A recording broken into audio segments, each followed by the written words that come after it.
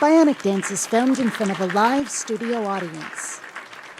Hey guys, Pastor Greg Locke here. Have you noticed in the American culture that you can't offend anybody except God? Gee, I'm sorry. Did I hurt God's feelings? Well, look, if he has a grievance, let him speak up right now and I'll apologize. No? Okay, let's do this.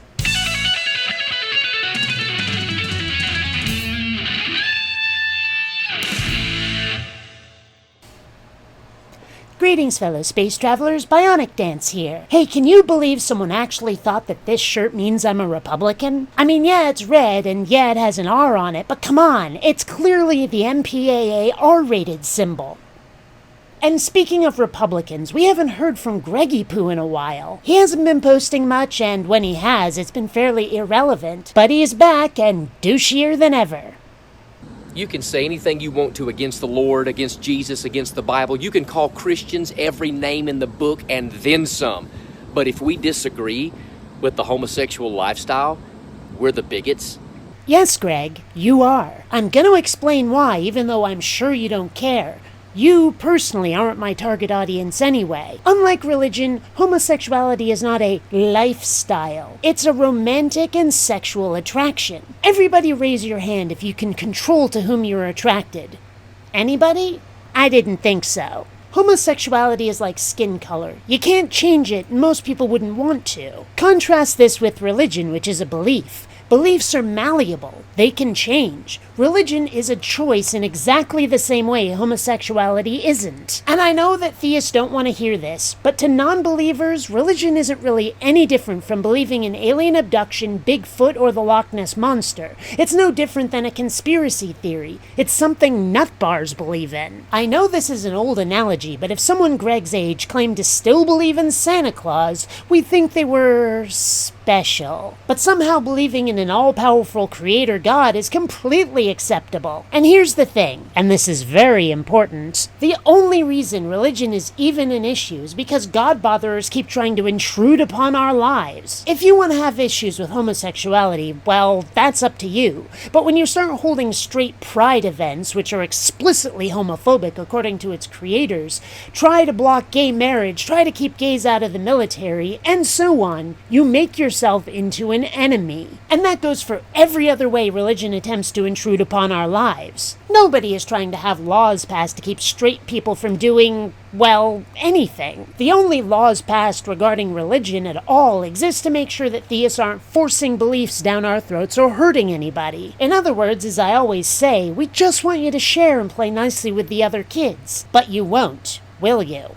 If we stand for morality and what's right in the nation, then we're the individuals that are hate mongers and racists and causing problems in the nation. Are you kidding me? No, Greg, not kidding at all. Trying to picture how you'd react if another religion was doing this instead of yours. Imagine if they were standing up for morality in the nation and their morality didn't match yours. Do you think you might feel a bit threatened? Oh, I think you would. And that's what you're doing. You're refusing to live and let live. It's your way or the highway, and the whole country needs to conform. And if they won't, by golly, you're going to enshrine it in law so that they have to. That's what fascist dictators do, Greg. That's how you make yourself into the villain of the story. By contrast, people like me usually just want to be left alone by people like you.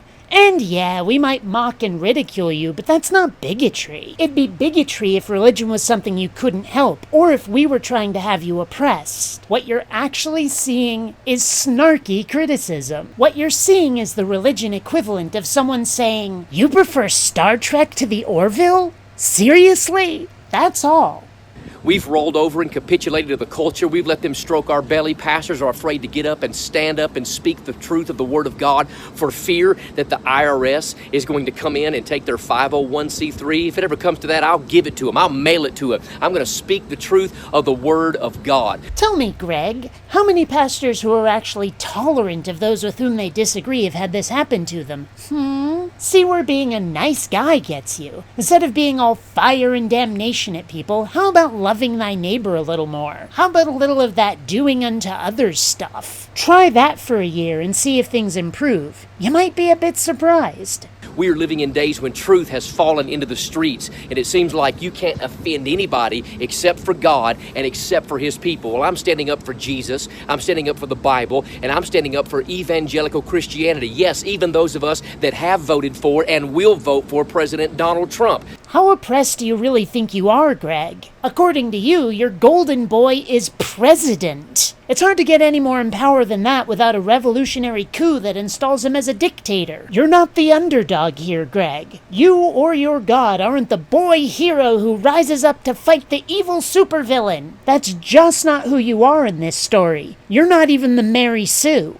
And so hear me when I say I will not be silenced by your cussing, fussing, death threats, meanness, and bullying. I'm not going to back up, pack up, slack up, or shut up till I've been taken up by the glory of God. Do you think it's possibly saying things like that which might get you the death threats, Greg? I don't condone death threats in any way, but when you basically tell people that it's your death that'll make you shut up, it won't shock me if a few internet trolls say challenge accepted. And I have to ask, what do you expect to accomplish? I mean, you say you're going to continue being a bloviating, blowhard butt munch, but to what end? Your message seems to be, do it my way, not your way. So says the invisible man I can't prove exists. Oh, and you're all a bunch of sickos, too. You're basically insulting people and then expecting them to change their minds. Do you really think that's gonna work? Or maybe you're trying to rally all those people who already agree with you into a cohesive group to go out bullying people who don't agree with you. Have you ever considered employing tactics that are a little more honey-based and abandoning the vinegar? Try it out.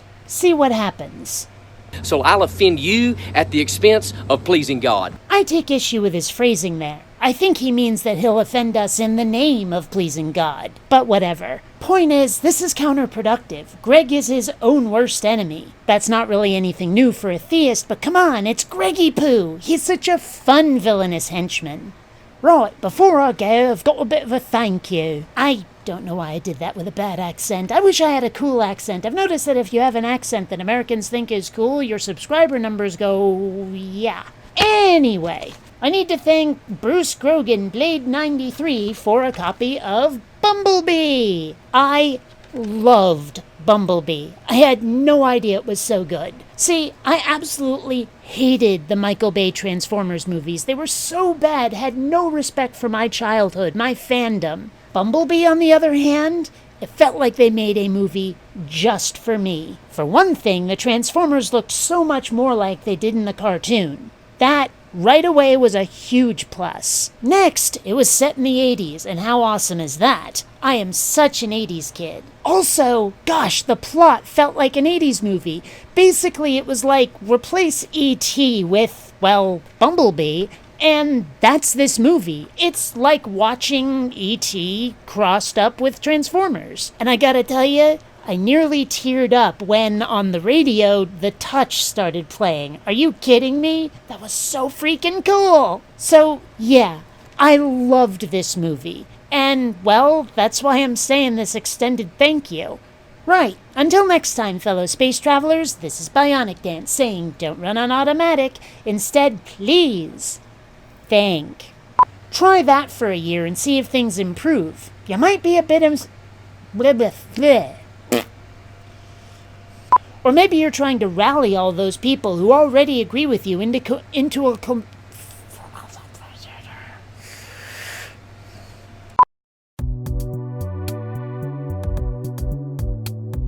Attention citizens, failure to contribute will result in suspended oxygen privileges. Attention citizens, failure to contribute will result in suspended oxygen privileges. Attention citizens.